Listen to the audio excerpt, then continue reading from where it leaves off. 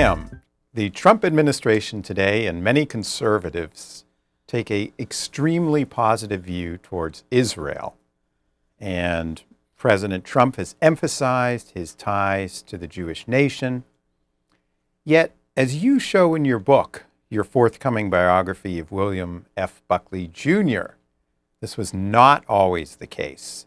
In fact, in the 1950s, the National Review, which was founded in 1955, became the premier flagship conservative journal, was in fact, for many years, quite hostile to the notion of the State of Israel.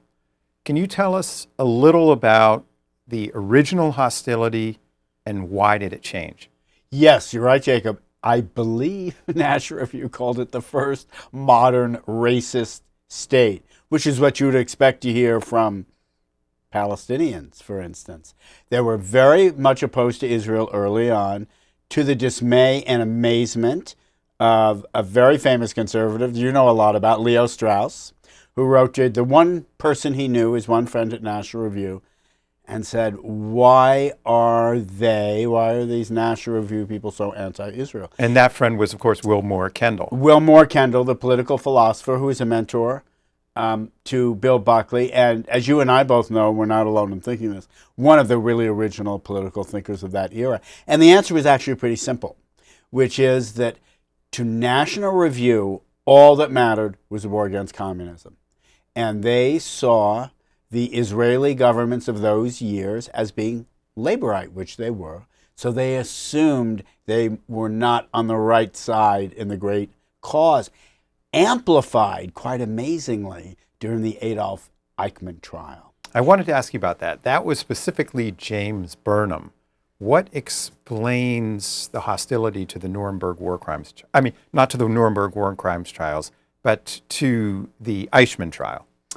They said and wrote, and you'll see it in the book, that the Jewish state was revisiting old crimes, the luridities of the Holocaust, when the true battle now was against the Soviet Union. They were making the Germans look bad. And West Germany, you know this, you've written about it, you know far more about it than I do. The fulcrum, right, the hinge that really for the East-West conflict was West Germany and Berlin. And they thought, the Cold Warriors, that the Israelis should get in line. And it all changed, of course, after the 1967 war. Why? Because the Soviets were backing the Arabs and the Israelis won. And suddenly it turned on a dime, and 5 years later, Bill Buckley interviewed Golda Meir. He had great admiration for her, even though, you may remember, she had been the representative at the United Nations when for Israel, when Adolf Eichmann was kidnapped in Argentina. And what Bill Buckley told me later was, he said, we didn't understand why they just didn't take Eichmann and kill him. But they didn't say that, and that's part of the problem, is they had to make their bigger argument. And what changed his mind, again, 1967 war, and then Bill Buckley said, let's make Israel the 51st state.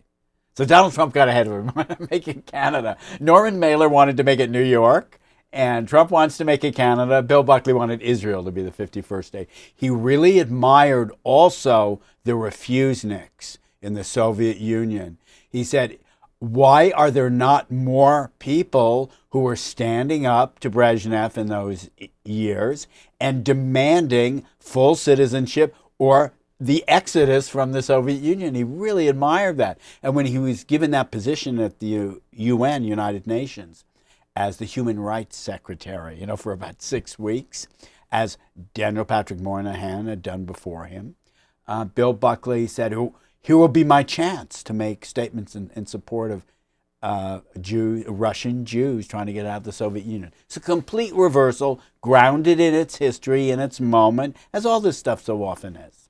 Do you think that also helps set the groundwork for the alliance between the largely Jewish neoconservatives who emerged in the early 1970s and began to form an alliance with Buckley and the National Review? People like Norman Podhoretz and Irving Kristol.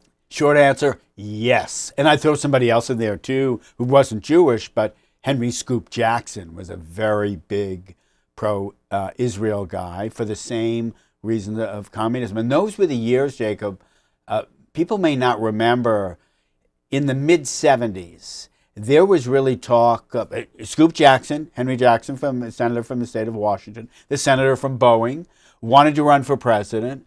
Moynihan was talked about as a presidential candidate. And a brilliant columnist from that era, who should be remembered better than he is now because he was a genius of the form, was William Safire.